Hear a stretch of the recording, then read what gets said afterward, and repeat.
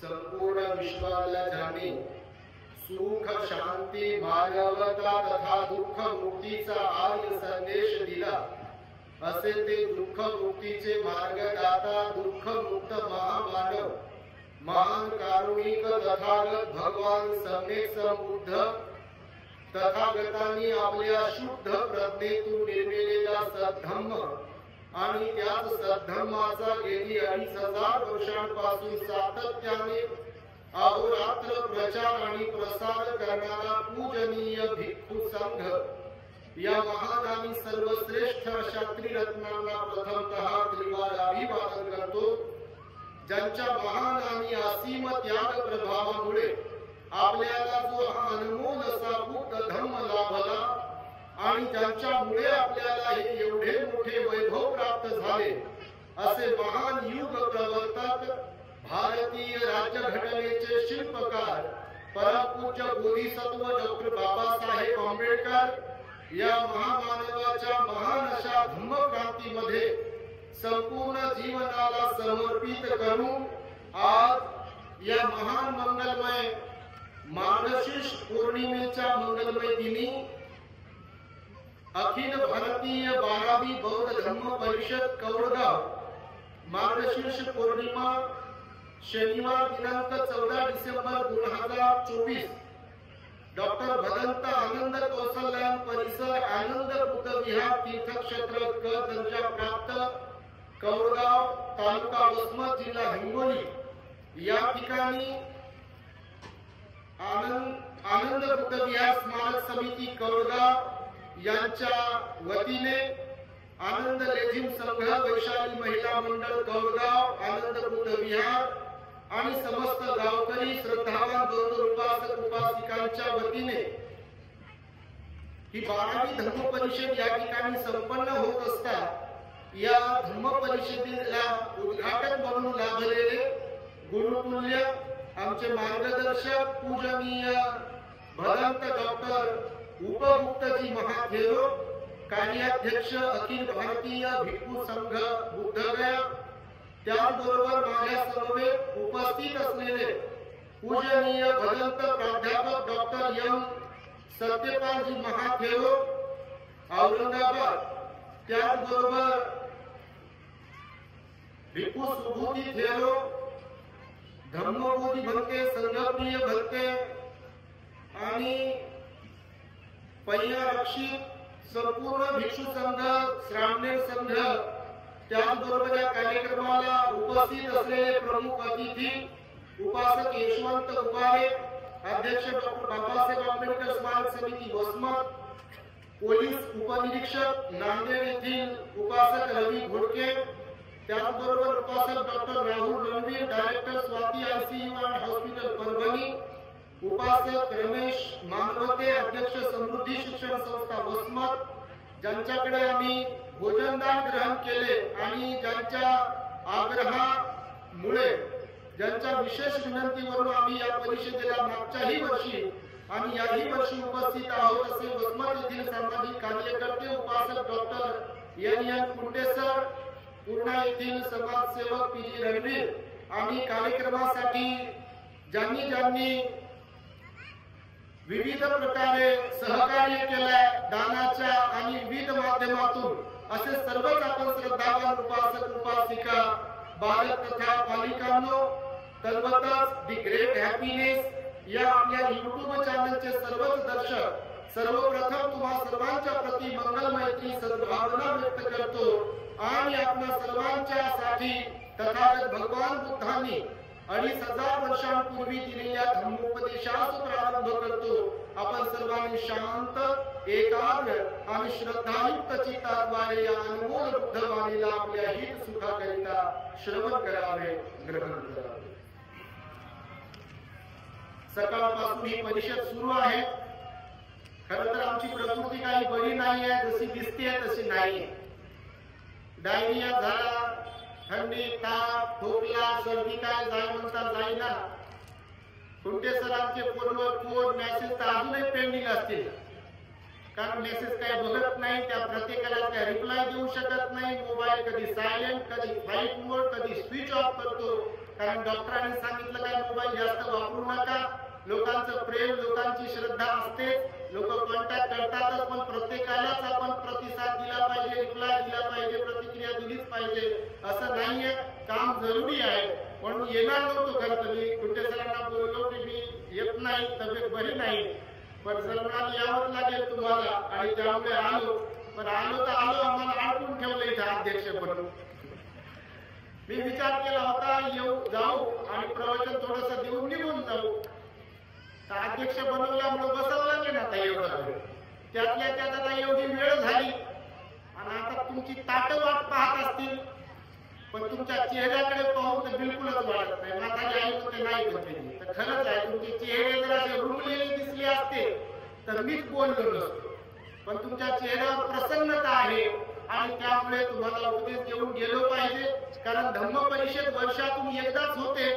एवढ्या मोठ्या भिक्खू संघाचं दर्शन तुम्हाला काही नेहमी होत नाही, आणि तसंही तुमचं गाव मोठं पुण्यवानच आहे, ऐतिहासिक हे गाव आहे. मी आता बसल्या हे वाचत होतो, तुमच्या गावाचा इतिहासच याच्यात लिहिलाय तुम्ही. कारण याच्यामध्ये 14 ऑक्टोबर 1956च्या धर्मांतर सोहळ्यास कौरगाव येथील काही श्रद्धावान उपासक उपासिकांची उपस्थिती होती. एकदा त्यांच्या आणि त्यांच्या परिवारासाठी तुम्ही साधू काढलेला पाहिजे. असं अहोभाग्य प्रत्येकच गावाला लाभलेलं नाहीये. दुसरी गोष्ट याच्यात लिहिलं, दिनांक 14 एप्रिल 1960 म्हणजे धम्मदीक्षेनंतर लगेच 4 वर्षानंतर 1956ला धम्मदीक्षा दिली बाबासाहेबांनी, आणि 1960 म्हणजे 4 वर्षानंतर या पंचकोशीतली पहिली भीमजयंती साजरी करण्याचा पहिला मान तुमच्या गावाला प्राप्त झाला. आणि म्हणूनही तुम्ही एकदा टाळ्यांच्या गजरांमध्ये सर्व गावकऱ्यांचं आपल्या लोकांचा अभिनंदन केलं पाहिजे. त्याचबरोबर 28 मे 1977 रोजी एक गाव एक पाणवठा व मंदिर प्रवेश सत्याग्रह आणि विशेषत्वाने उल्लेख करावा असा म्हणजे 31 मे 1986 रोजी डॉक्टर भदंत आनंद कौशल्य यांच्या हस्ते आपल्या गावातील बुद्ध विहाराचे उद्घाटन करून आपण घेतले. याच्यापेक्षा मोठी गोष्ट अजून दुसरी कोणती असू शकते. एकदा पुन्हा एकदा साधू करायला आपण सर्वांसाठी. आणि असं करता करता ही बौद्ध धर्माच्या आचरणाची परंपरा, बौद्ध धर्माच्या प्रचार प्रसाराची परंपरा सलग धम्म परिषदेच्या माध्यमातून तुम्ही 12 वर्षांपासून सुरू केली आहे. आज त्याला 1 तप पूर्ण झाले. म्हणून पूर्ण आतापर्यंतच्या 12 परिषदांसाठी ज्या कोणी श्रद्धावंतांनी तुम्हाला सहकार्य केले, दान केलंय, त्या सर्वांच्यासाठी एकदा साधुकार देऊन पुण्यानुमोदन करावे. हे महत्वाचं आहे, कारण तुम्ही तसे पुण्यवान आहात. आज तुम्ही मार्गशीर्ष पौर्णिमेच्या औचित्य साधून ही परिषद भरवली आहे.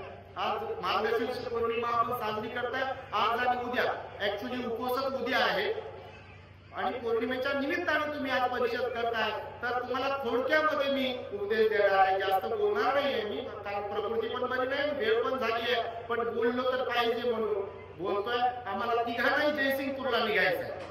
पूजनीय आमचे उपयुक्त भंतेजींनी आता अत्यंत मार्मिक धम्मदेश दिली. बघा हे जे काही वातावरण आहे समाजामध्ये पॉझिटिव्ह निगेटिव्ह, ह्याच्यावर भंतेजींचा हात खंडा बोलण्यासाठी मी मन लावून ऐकत असतो. जिथे कुठे जातो कार्यक्रमात भंतेजी जर असतील तर मन लावून धम्मदेशन ऐकतो, कारण भंतेजींचा अभ्यासही दांडगा आहे आणि चिमरातला धम्मप्रचाराचा अनुभव मला वाटतं त्यांच्यासारखा कोणाला नसेल.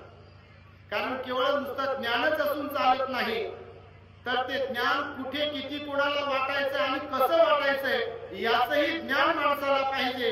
तीच माणसं समाजाचे कान टोचू शकतात, समाजामध्ये हवं तसं प्रबोधन करू शकतात. आणि म्हणून संपूर्ण मराठवाडा असेल, औरंगाबाद पर्यंत आणि तिकडे भरपूर ठिकाणी गेल्या अनेक वर्षांपासून पूजनीय उपयुक्त भंतेजी अत्यंत सुंदर काम करतात, प्रेरणादायी काम करतात. आमच्यासारख्या छोट्या छोट्या भंतेजींना त्यांनी स्टेज उपलब्ध करून दिले.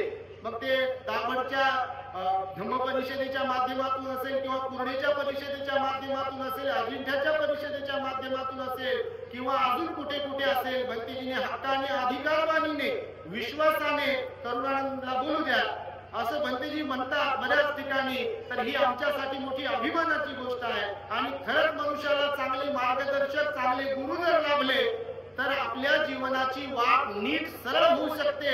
ज्याला चांगले गुरु लाभले नाही, ज्यांना चांगले मार्गदर्शक लाभले नाही, ज्यांना चांगल्या लोकांचा सहवास जीवनात जर लाभला नाही, तर भगवान बुद्ध म्हणाले जीवन तशा लोकांचं उद्ध्वस्त झाल्याशिवाय राहत नाही. म्हणून महामंगल सूत्रात पहिल्याच जातीत भगवंताने असेवनाच बालानं पंडितानंद सेवना पूजाच पूजनीयानं येतं मंगलमूतं. भगवान बुद्ध म्हणाले की असेवनाच बालानं, मूर्खांची संगती करू नका.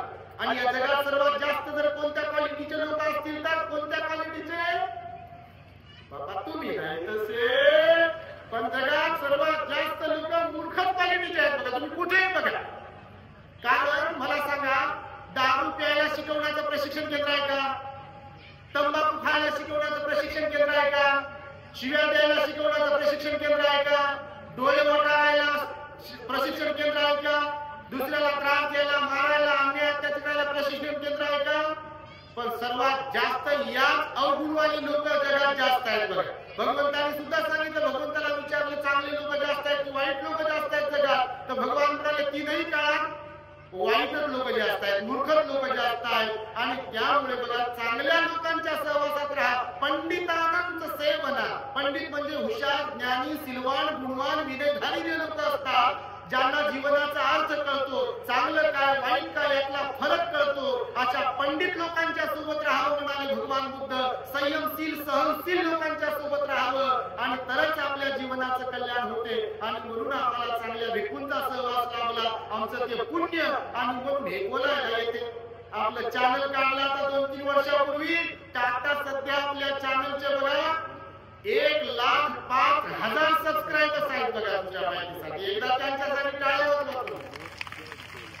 भारतामध्ये जेवढे आध्यात्मिक चॅनल्स आहेत, युट्यूब चॅनल्स सगळ्या जाती धर्माच्या, कोणा धर्मगुरूच्या वगैरे असतील, त्याच्यामध्ये टॉप 10 मध्ये आपलं ती ग्रेट हॅपीनेस चॅनल आहे. तुमच्या माहितीसाठी एका क्लिक वरती 1,05,000 लोकांना आपला व्हिडिओ जातो. आणि त्यामुळे मागच्या वर्षी आम्ही तोही व्हिडिओ टाकला होता, आता हाही व्हिडिओ टाकणार आहे.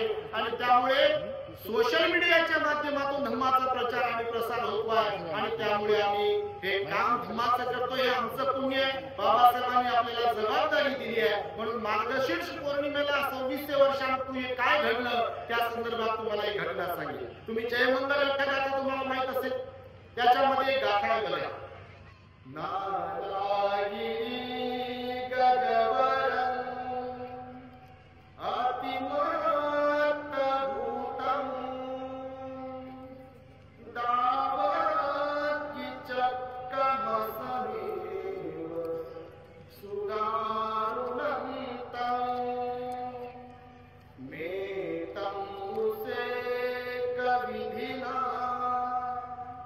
जितवा मुनिंदो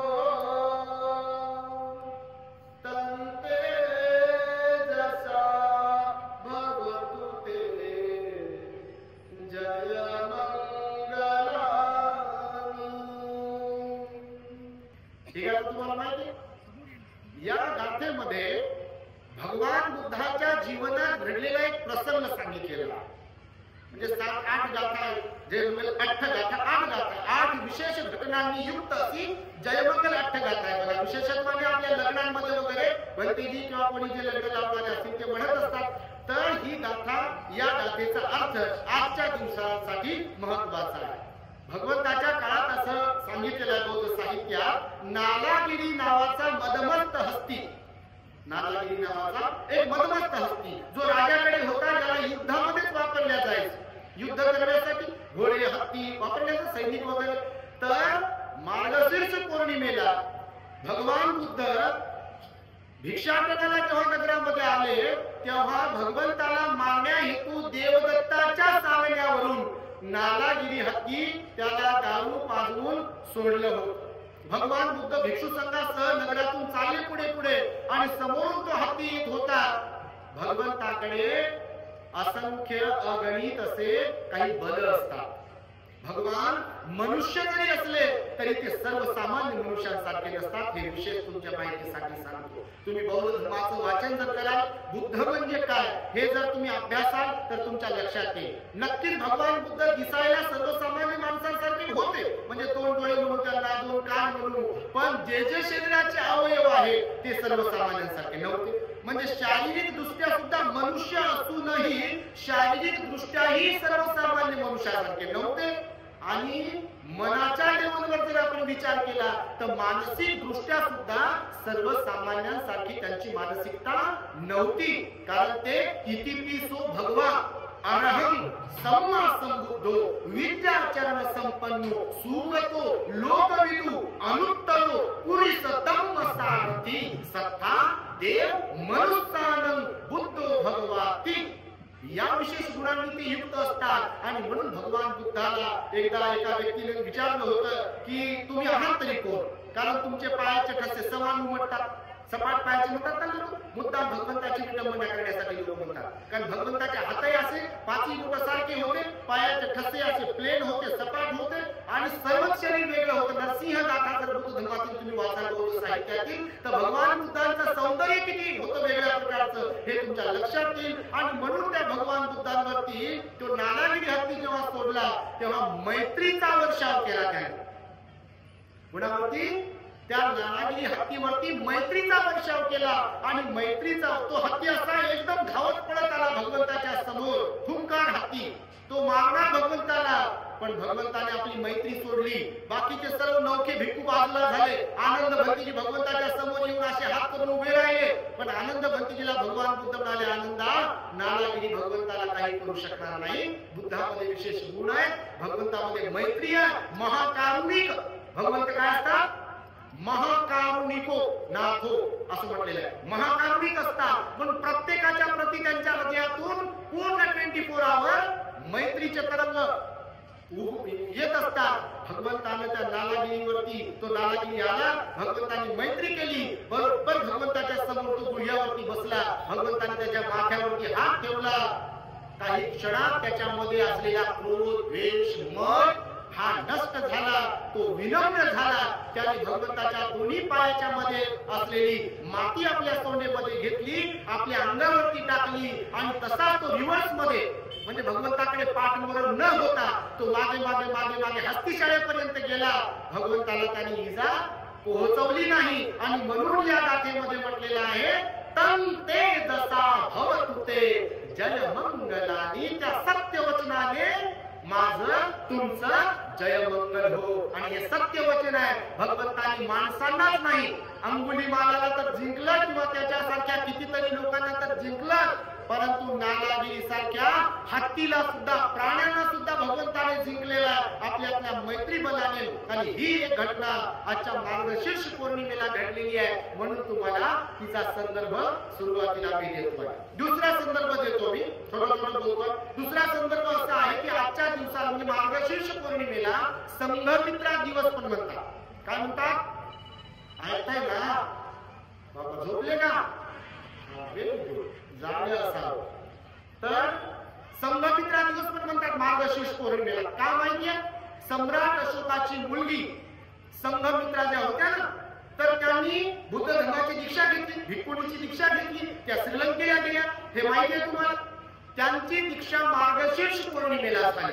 भिक्खुनीची दीक्षा त्याचा इतिहास आहे तुम्हाला माहिती आहे, पण त्यांची दीक्षा जी आहे ती मार्गशीर्ष पौर्णिमेला झाली आणि भिक्खुनी झाल्यानंतर प्रशिक्षण घेतल्यानंतर त्या बुद्धगया येथील बोधी वृक्षाची एक शाखा सुवर्ण पात्रामध्ये मगध साम्राज्यातून घेऊन श्रीलंकेला गेल्या.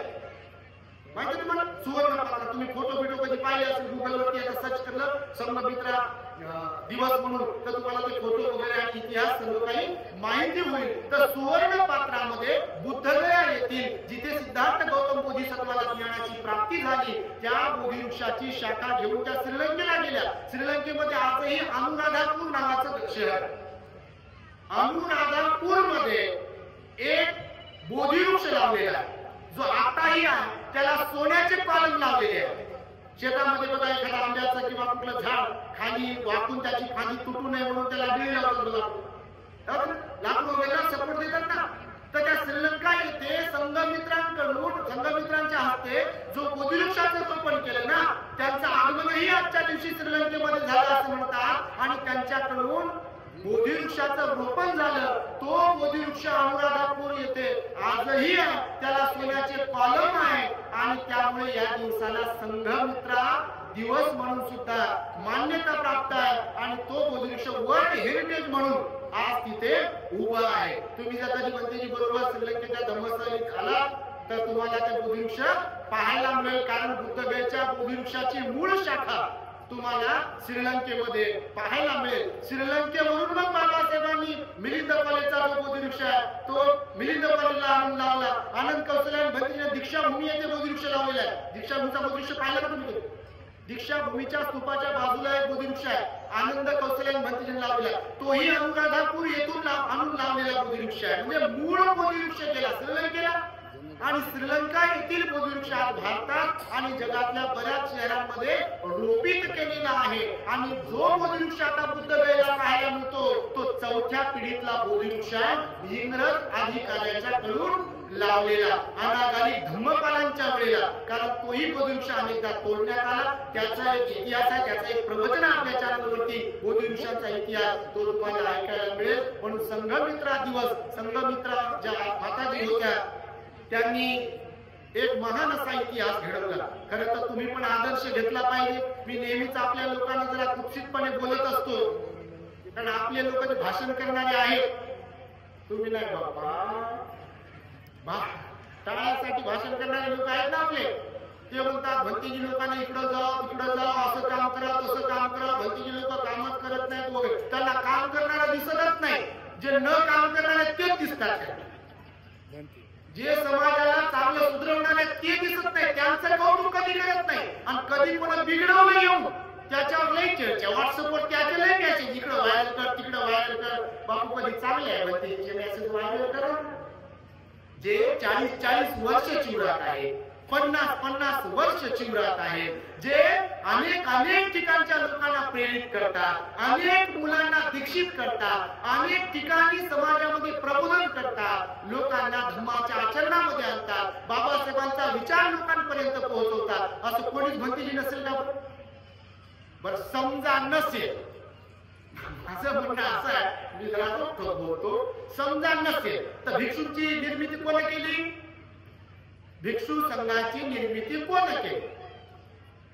भगवान बुद्धाने केली ना. हो आषाढ पौर्णिमेला यही भिक्ख म्हणाले ना. पहिलं प्रवचन देण्यासाठी गेले बुद्ध घेऊन सारनाथला. तिचे पंचवर्गीय श्रावकांना दीक्षा दिली. भगवंताने भिक्खू बनवलं की नाही? भिक्खू भगवान बुद्धाने बनवलं की नाही? आणि समजा आज कोणी भिक्खू काम करत नाहीत असं समजा कोणाचं मत आहे तर मला म्हणायचंय सम्राट अशोकावर भाषण करणारे लोक तुम्ही त्यांनी आपली मुलगी द्यावं. तिला IIT-ला पाठवायचं, तिला इंजिनिअरिंगला पाठवायचं, तिला MBBS ला पाठवायचं, तिला अजून काय बनवा. पण सम्राट अशोकाचे अनुयायी कधी बनावं? बाबासाहेबांचं गुणगान गायचे जयंतीला लाखो लोक येतात आपले. पण काम करायला कोणी? काम बंद केलं पाहिजे. जय भीम तर कोणी म्हणेल, शिव्या तर कोणी देईल एकमेकाला. नाचायचा तर विषय नाही बापा.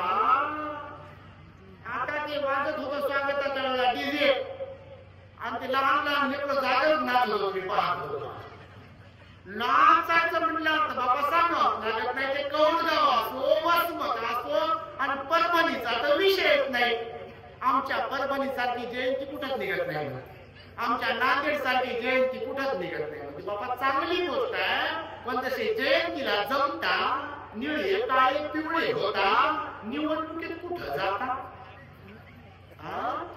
कुठं जाता निवडणुकीमध्ये? एका जणाने आता टाकलं ते 500 रुपयाला विकले लोक, 1000 रुपयाला विकले लोक.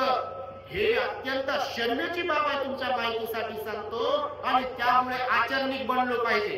बाबासाहेबांवर बोलता तर कोणाला येईल, भगवान बुद्धांवर बोलता तर कोणाला येईल, सम्राट अशोकांवर बोलता तर कोणाला येईल, भिक्खूंवर टीका कोणाला करता येईल. पण मी काय करू शकतो?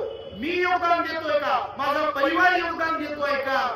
ह्याचाही विचार झाला पाहिजे. तर आपण पात्र ठरू.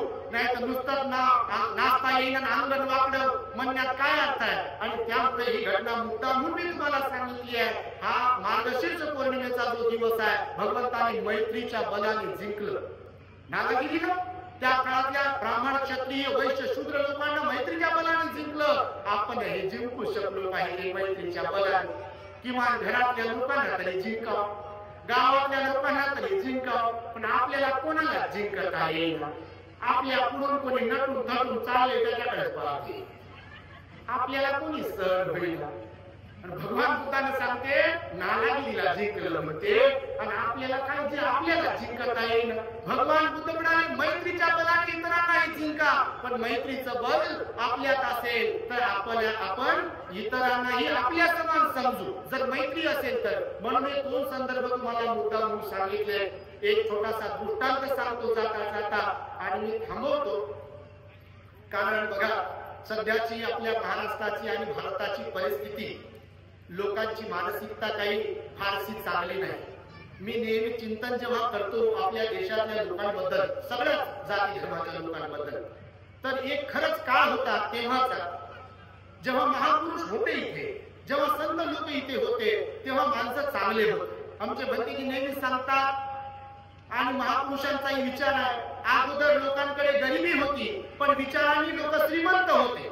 पण आता लोकांकडे श्रीमंती आली, भौतिक दृष्ट्या लोक श्रीमंत झाले, पण विचारांनी लोक एकदम कंगाल झालेली आहेत. कोणी कोणाला विचारायला तयार नाही, कोणी कोणाला मानायला तयार नाही, कोणी कोणाचा आदर करायला तयार नाही, मायबापाची सेवा करायला कोणी तयार नाही, भाऊ भावाला विचारत नाही, बहीण भावाचं पटत नाही, एकदम एकमेकांवर कुरघोडी करतात लोक. अन्य अत्याचाराची सुद्धा प्रमाण वाढलेलं आहे, रागाचं द्वेषाचं प्रमाण वाढलेलं आहे. भगवान बुद्ध म्हणाले प्रेमाने जगाला जिंकता येते, पण तुमच्यामध्ये प्रेम असायला पाहिजे, तुमच्यामध्ये आपुलकी जिव्हाळा असायला पाहिजे म्हणाले भगवान बुद्ध.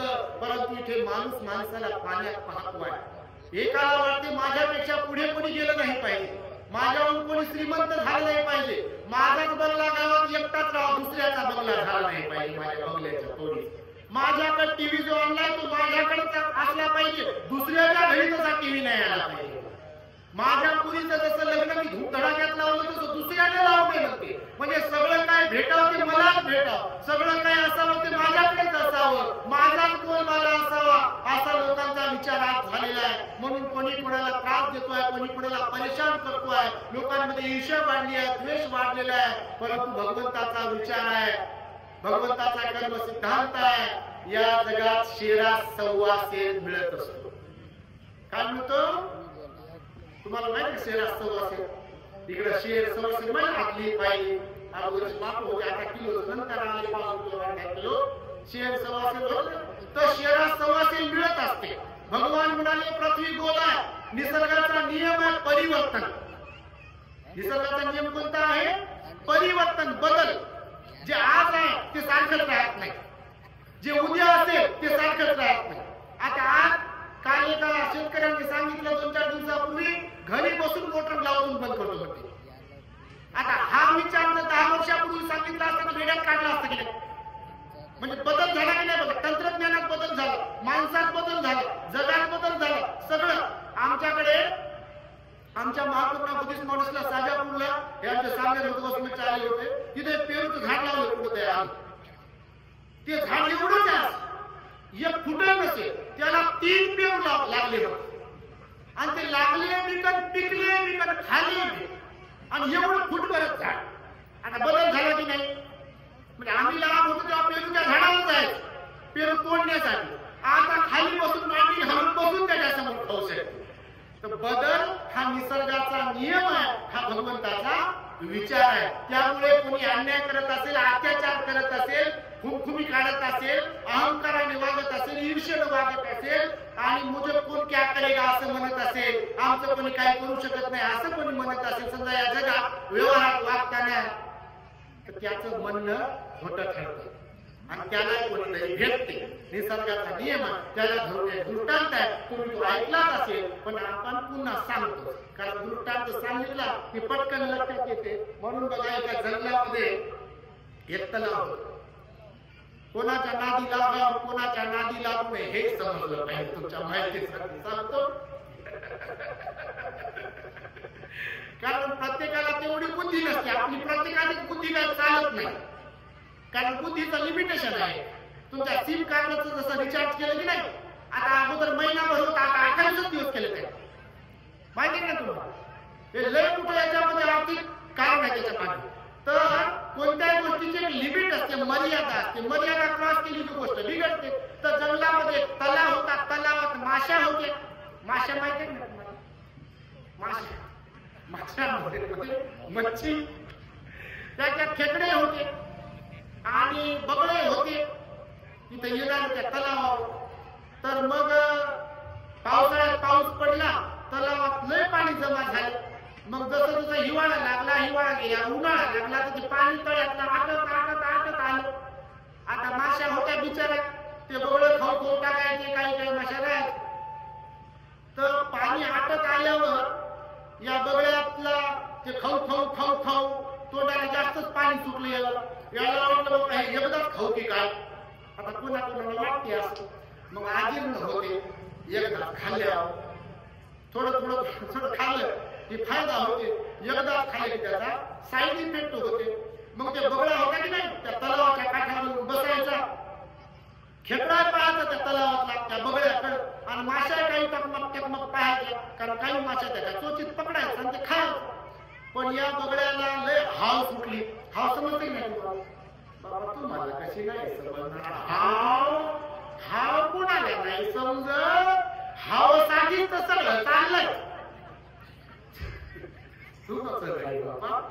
तर मग हाव सुटली बगळ्याला आणि बगळ्याच्या तोंडाला जास्तच पाणी सुटलं. त्याला वाटलं मी एकदा गटकन गिळू की काय सगळ्या माशाला, पण मग गिळावं कसं, तर पाणी होतच आलं. तर हे बगळा त्या माशाला म्हणाला की बघा, इथून काही अंतरावर दुसरा तलाव, त्याच्यात लय पाणी आहे, बार नाही, त्याचं पाणी कधीच आटत नाही. तुम्ही जर माझ्यावर विश्वास ठेवला तर मी एका एकाला तिकडे घेऊन त्या तलावात सोडू शकतो, कारण जास्त माशाला घेऊन जाऊ शकत नाही, माझा जीव छोटासाच आहे. तर माशाने मीटिंग भरवली, विचार केला बा खरं खोटं काय, कारण हे आपल्या जवळ बसून माशा खाते, हे आपल्याला म्हणजे तुमचा प्राण वाचतो, याच्यावर विश्वास कसा ठेवा. तर बगड्याला समजलं की हे असा विचार करत असतील की विश्वास कसा ठेवा. बगडा हुशार होता. आता काय काय लोक हुशार असतात, पण ती हुशारी करता करता कधी अंगलट येईल हे समजत नाही. तुम्ही तसं नका करू, म्हणजे झालं. हुशारी टिकत नाही जास्त कोणाची असतो. मग ते बगड्याला ही गोष्ट समजली की असा असा विचार करत असतील, कारण माशा म्हणाल्या तुमच्यावर कसा काय विश्वास ठेवा, तुम्ही रोजच आमच्याकडे एका पकडून खाऊ लागेल. तर बगळा म्हणाला तुम्हाला जर विश्वास नसेल तर माझ्यासोबत कोणीतरी एक जण चल. जर मी त्यांना तलाव दाखवला नाही आणि परत आणून सोडलं नाही तर माझ्यावर विश्वास ठेवू नका. गणित सोपं आहे. तर माशाच्या माशा म्हणजे ठीक आहे. तर त्यांच्यात एक माशा होता, त्यांच्यातला मालक काय भाई, ते म्हणला ठीक आहे मी जातो. त्यानं धरलं चोचीत बगळ्याला त्या माशाला, भरून उडाले आणि उडाले खरंच काय अंतरावर एक तलाव होता. यानं त्या तलावावर फिरवलं, दाखवलं, त्या माशाने पाहिलं खरंच मिळाले मोठा तलाव आहे. आणि पुन्हा त्या माशाला आणून यानं त्या आटणाऱ्या तळ्यात सोडलं. त्या माशानं सगळ्या माशांना सांगितलं हा तलाव आता आटेल, आपण सगळे मरू, मरण्याच्या ऐवजी आपण याच्यावर विश्वास ठेवून तिकडे गेलेलं परवडते. कारण मी पाहून आलो थोड्याच अंतरावर लय मोठा तलाव आहे आणि आपल्याला काही उडून जाता येत नाही, याच्याकडे पंख आहे. सगळ्या माश्या मला अगोदर मला अगोदर मला अगोदर म्हणत होत्या. बगळ्यानं बरोबर नियम साधला. बगळ्याने एकीला घेतलं आणि बगळ्या बरोबर त्या तलावावर जायचं. त्या प्रत्येक माशीला तलाव दाखवायचा आणि त्या माशीला वाटायचं याच्यात राहिलं की आपल्याला काही टेन्शन नाही. पण ते तिथून लगेच बाहेर पडायचं नाही का झाडावर आणून खांदीवर बसायचा बगळा त्या माशीला घेऊन आणि त्या माशाला म्हणायचा तू काय मूर्ख समजला का तुला मी काय गुलाम दिसलो का नव्हतं दिसलो का तुमची सेवा करायला का मला वेळ समजलं तुम्ही का तुमची सेवा करू तिकडे तलावात नेऊन सोडू तुम्हाला मी माझ्यासाठी ही युक्ती आखली. तुम्हाला कशाचा तलावात सोडतो प्रत्येकाला खाऊन टाकतो असं प्रत्येकाला सांगू त्या फांदीवर बसून तो तलाव दाखवायचा फांदीवर बसायचा आणि प्रत्येक माशाला खायचा आणि काटे खाली जमा व्हायचे. काटे मागे असं करता करता सारे मागे संपले. त्या तलाव खेकडा होता. मग या बगड्याला चटक लागली होती. मग चटक लागली तर याला वाटलं बा आता खेकड्याला खाऊन पाहावं काय. कारण हा मोह लोक हे लय डेंजर असते. आम्ही लहान होतो आम्हाला ते लालची कुत्ता धडक होता तुम्हाला होता गावात भाकर भेटते त्याला एका कुत्र्याला ती भाकर तोंडात पकडते ज्याला वाटते बा पण भेटते की काय मला माझ्या भाकरीची अर्धी भाकर खाते की काय म्हणून गावाच्या बाहेर निघून जावं असं वाटते त्याला. ती भाकर घेते पळते गावाच्या बाहेर एक नाला राहते त्या नाल्यावर दमते उभं राहते ते असं त्याला दम लागते. खाली पाहते पाणी स्वच्छ राहते त्या पाण्यात दुसरा कुत्रा त्याच्या तोंडात भाकर दिसते. याला वाटते आपल्या तोंडात तर आपली आहेत पण त्याच्या तोंडात हिसकावून घेतली पाहिजे म्हणून हे तोंड उघडते कुत्र. ते कुत्र माणसाला कळत नाही कुत्र्याला काय कळेल. याला तोंड उघडलं की तोंडातली भाकर खाली पडते आणि त्यामुळे त्या बगड्याला हाव सुटली आणि बगड्याला वाटलं बा आतापर्यंत मासे खाल्ले आता खेकडा खाऊ पाहू. खेकड्याला म्हणे सगळ्या माशांना सोडलं म्हणे तिकडे. जर तुझी इच्छा असेल तर तुला घेऊन जाऊ शकतो. माझी काही तशी अशी काही इच्छा नाही तुला घेऊन जाण्याची पण उद्या तू म्हणायला नको बा मला नेलंच नाही. खेकड्याला वाटलं बा ठीक आहे हरकत नाही हा म्हणतेच आपण जाऊ. पण खेकडा जरा माशांपेक्षा हुशार होता. खेकड्याला वाटलं बा कसा विश्वास ठेवा याच्यावर. हे पिढ्यानपिढ्या माशा पकडण्यासाठी तलावाच्याच काठी किंवा नदी काठी उभं राहते माशा खाते आणि यानं कोणत्या कारणावरून यानं तलावात सोडला असेल म्हणून याच्यावर काही विश्वास ठेवण्याचा अर्थ नाही. म्हणून बगळा म्हणे ठीक आहे तुला घेऊन जातो तुला तसंच पकडतो. तर खेकडा जरा हुशार होता त्यानं हुशारी केली. खेकडा म्हणे बगळे दादा मला जर तुम्ही असं पकडलं तर माझं शरीर आहे टणक त्याच्यावर तुमची चोच घसरेल मी खाली धपकून पडेल आणि मरेल. तर मग एक काम करू हे ऐक ना आमच्या नांग्या त्या नांग्याला तुझी मान तर अगोदर लांबच्या लांब आहे तर मी काही नाही आदर पकडतो म्हणे असं मान तशी छोटीशीच आहे माझी नांगी मोठी आहे त्याच्यावर तर अशी गर्दन पकडतो तू घेऊन चल मला त्या तलावात काठावर सोड झाला तू मोकळा आणि मी मोकळा तुझे आभार मानतो. बगळा आपल्या तंद्रीत होता कारण भगवान बुद्ध म्हणाले मनुष्याला नशा चढत असते जेव्हा तेव्हा माणसं तंद्रीत जात असतात. दारूची नशा असते की नाही तशी लोभाची नशा असते की नाही. लोभाची नशा असते मोहाची नशा असते द्वेषाची नशा असते अहंकाराची नशा असते आणि त्या नशेत गेले की लोक डुबतात. जसे दारूच्या नशेत लोक डुबतात तसे अहंकाराच्या द्वेषाच्या रागाच्या लोभाच्या द्वेषाच्या नशेमध्ये जे कोणी डुबतील ते नष्ट होतात संपतात. आणि त्यामुळे याला वाटतं की काही हरकत नाही हे म्हणजे धरा म्हणून माझ्या माने त्या याला धरलं मग खेकड्यानं धरलं आणि या खेकड्याला बी बगड्यानं पूर्ण तलाव फिरून दाखवला तो दुसरीकडचा खरंच. आणि म्हणाला बघा हा तलाव आणि त्याला बरोबर त्याच फांदीवर आणलं जिथे यानं सगळ्या माशा खाल्ल्या होत्या. आणि या खेकड्याला म्हणला तो की आता हे मूर्ख खेकड्या तू पण महामूर्ख निघाला. त्या माश्या तर मूर्ख निघाल्या, पण तूही मूर्ख निघाला. खेकडा म्हणाला, कसं काय दादा? तुम्ही खाली पहा. तर खेकड्यानं खाली पाहिलं तर सगळ्या माशांचा सांगाडा, त्याचे काटे खाली, त्याचा खच ढीक पडला होता. आणि बगळा हसू हसू त्याला सांगत होता, सगळ्या माशांना मी फसवलं आणि खाऊन टाकलं. आता तुझा नंबर आहे. मी पहिल्यांदा खेकडा खातोय. तर खेकडा म्हणाला, अरे बगळ्या, तुला काय वाटलं का तूच हुशार आहेस का? तुझ्यापेक्षा मी हुशार आहे, तू महामूर्ख आहे. तर बगळा म्हणाला, कसा काय? तुझी गर्दन माझ्या नांगीमध्ये आहे. भले भले मातीचे ढिगाले मी कट करतो. कोणाचं बोट जर आलं तर कटकन काटू शकतो मी. तुझी मान तर लवचिक आहे. बगळा गयावया करायला लागला. खेकडे दादा सोडा मला. आता खेकडे दादाला राग आला होता. एक तर त्या बिचारा सगळ्या माशाला खाऊन टाकलं आणि मला म्हणे, बा तू मूर्ख आहे, तुला खाऊन टाकतो. खेकडा म्हणे, तुला सोडत नाही बिलकुल. पण पुन्हा बगळा म्हणे की तू बघ, विचार कर, तू जर मला तोडशील तर मी फांदीवर बसलेला आहे. तू इथून खाली पडशील आणि तूही मरशील.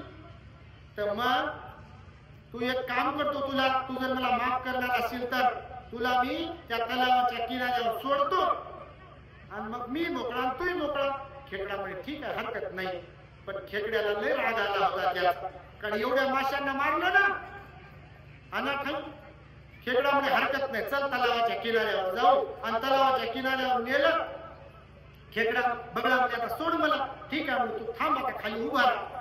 बगळा जसाही उभा राहिला, खेकड्यानं आपली नांगी कटकन एकावर एक मारली आणि बगळ्याची मान धडा वेगळी केली. आता हा दृष्टांत आहे. याच्यातून लय अर्थ निघतात तुमच्या माहितीसाठी. जीवनामध्ये कधी कोणाला कमजोर समजू नये, कधी कोणाला कमी समजू नये. सुनेनं सासूला कमजोर समजू नये आणि सासूनं सुनेला कमजोर समजू नये. बापानं लेकाला कमजोर समजू नये आणि लेकाने बापाला कमजोर समजू नये. कोणच कोणाला कमजोर समजू नये. श्रीमंताने गरीबाला कमजोर समजू नये आणि गरीबाने श्रीमंताला कमजोर समजू नये. सत्ताधाऱ्यांनी सर्वसामान्यांना कमजोर समजू नये आणि सर्वसामान्यांनी सुद्धा सत्ताधाऱ्यांना कमजोर समजू नये. कारण कोण कोणाचा गुरु कसा बने आणि कोण कोणाचा काटा कधी कसा काढे आणि शेरात सवासेत कोणत्या रूपात कधी कुठे कोणाला कसा लागेल हे सांगतात येत नाही. कारण या जगामध्ये ज्यांना वाटते ससाच जिंकू शकतो त्यांचंही म्हणणं खोटं ठरते आणि या जगात कासवही जिंकू शकते हे कासवाने दाखवून दिलेलं आहे. खरं की खोटं? आणि त्यामुळे बघा, कर्माचा सिद्धांत भगवंताने सांगितलेला आहे. कर्माचं फळ आहे आणि त्यामुळे सर्वांनी एकमेकांशी प्रेमाने आपुलकीने जिव्हाळ्याने वागलं पाहिजे. सर्वांशी मैत्रीच केली पाहिजे. धम्माचं आचरण केलं पाहिजे. माणसं जोडण्याचं काम केलं पाहिजे. त्यासाठी धार्मिकता आपल्यामध्ये असायला पाहिजे. सेवाभाव आपल्यामध्ये असायला पाहिजे. शील, चारित्र्य, नीतिमत्ता आपल्यात असायला पाहिजे. त्यासाठी आपल्या वाणीवर आपला संयम असायला पाहिजे. मनावर संयम असायला पाहिजे. शरीरावर संयम असायला पाहिजे. आपण माणसं जोडणाऱ्यांपैकी असलो पाहिजे. माणसं तोडणाऱ्यांपैकी नसलो पाहिजे. कारण आपण मरणधर्मी आहोत. मी राहणार नाही, तुम्ही राहणार नाही, कारण आपला पंजोबा पंजी कोणीच इथं नाही आहे का? म्हणून श्रीमंती येते जाते, सगळ्या गोष्टी येतात जातात. आपण परमनंट कायमस्वरूपी इथे राहणारे नाही. कोणतं तरी एक कारण निर्माण होते आणि आपण मरतो. आणि त्यामुळे चांगलं जगावं, चांगलं राहावं. सर्वांना जर आपल्याला जर आनंद पाहिजे, आपल्याला जर सुख पाहिजे, तर इतरांना सुख देऊ शकलो पाहिजे. इतरांना आनंद देऊ शकलो पाहिजे आपण. कारण जगाला आपण जे देतो आपल्या वाट्याला आज ना उद्या तेच येते. कारण पृथ्वी गोल आहे हे कधी पण लक्षात ठेवा. आणि म्हणून आजच्या या मार्गशीर्ष पौर्णिमेच्या निमित्ताने आपल्या कौर गावामध्ये, या छोट्याशा खेड्या गावामध्ये आपण ही 12वी धम्म परिषद घडून आणली आहे. खरं तर आपलं कौतुक करावं तेवढं कमीच आहे. आणि वर्षानुवर्ष ही धम्म परिषदेची परंपरा अशीच चालू राहो. भिक्षू संघाला आपण बोलावत राहो. भिक्षू संघाकडून समाजाचं, गावाचं प्रबोधन आपण घडवत राहो. आणि आम्हाला इथे अध्यक्ष म्हणून आपण जे बहुमान दिला, त्यामुळे आपल्या सर्वांना सरते शेवटी मी सूचना करेन, आपलं जे चॅनल आहे दी ग्रेट हॅपीनेस, तर तुमच्याकडे मोबाईल असतील तर प्रत्येकाने मोबाईल काढा. त्याच्यात युट्यूब असेल, त्या युट्यूब मध्ये वरती सर्च म्हणून आहे, त्याच्यावरती दी ग्रेट हॅपीनेस असं सर्च करा. आपलं चॅनल दिसेल, त्या चॅनलला सबस्क्राईब करा. बाजूला नोटिफिकेशन ऑल नोटिफिकेशन ऑन करा. तुम्हाला आपले प्रवचन टाकल्यावरती येत राहतील. ते प्रवचन घरात टीव्ही वरती मोबाईल कनेक्ट करा किंवा मोबाईल वरती लावा. सगळ्या परिवारासाठी प्रवचन असतात, सगळ्या जाती धर्माच्या लोकांसाठी बुद्धाची वाणी आहे. ते प्रवचन घरातल्या लोकांनाही ऐका आणि इतरांनाही पाठवत राहा. व्हॉट्सअप वरती पण शेअर करत राहा. ही एक सूचना तुम्हा सर्वांना देतो आहे आणि माझ्या शब्दांना इथे मी पूर्ण करतो. भवतु सर्वमङ्गलं रक्षन्तु सर्वदेवता सर्वबुद्धानुभावेन सदा सुखी भवतु ते. भवतु सर्वमङ्गलं रक्षन्तु सर्वदेवता सर्वधर्मानुभावेन सदा सुखी भवन्तु ते. भवतु सर्वमङ्गलं रक्षन्तु सर्वदेवता सर्वसङ्घानुभावेन सदा सुखी भवन्तु ते.